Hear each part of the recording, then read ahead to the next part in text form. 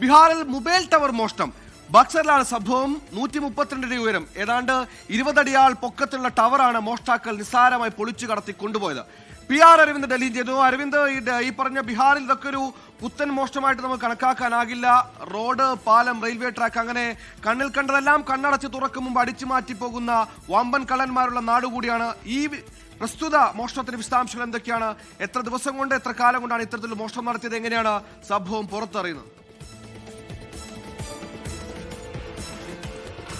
സുഹേൽ, കേൾക്കുമ്പോൾ കൗതുകമൊക്കെ തോന്നാം. പക്ഷെ മുൻപും ബീഹാറിൽ നിന്ന് പാലം മോഷ്ടിച്ചതിന്റെയും റോഡ് മോഷ്ടിച്ചതിന്റെയും എല്ലാം വാർത്തകൾ പുറത്തു വന്നിരുന്നു. ഇപ്പോൾ ഏറ്റവും പുതിയതായ ഒരു മൊബൈൽ ടവർ മോഷ്ടാക്കൾ അപ്പാടെ കടത്തിയ വാർത്തയാണ് പുറത്തു വരുന്നത്. 132 അടി ഉയരമുള്ള മൊബൈൽ ടവറാണ് ഇത്തരത്തിൽ മോഷ്ടാക്കൾ പൊളിച്ചു നീക്കിയിരിക്കുന്നത്. GTL എന്ന കമ്പനിയുടെ ഉടമസ്ഥയിലുള്ള ടവറാണ്. കഴിഞ്ഞ കുറച്ച് മാസങ്ങളായി ടവർ പ്രവർത്തനരഹിതമായിരുന്നു.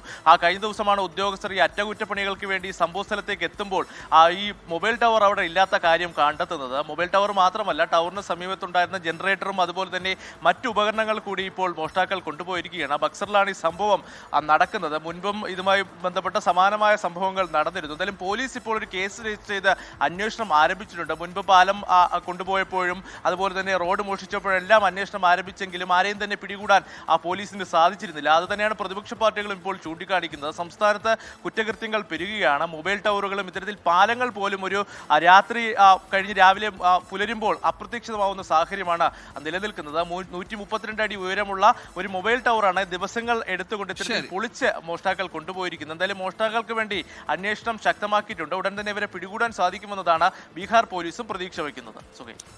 2-2.5 വർഷത്തോളം പ്രവർത്തനരഹിതമായ ടവർ, അത് അന്വേഷിക്കാൻ വൈകിയെത്തിയ ഉദ്യോഗസ്ഥർക്കും ഇതിലൊരു പങ്കുണ്ട്. നേരത്തെ എത്തിയതെങ്കിൽ ഇത്തിരി പൊട്ടിയെങ്കിലും ബാക്കിയാക്കിയാണ് അവർ.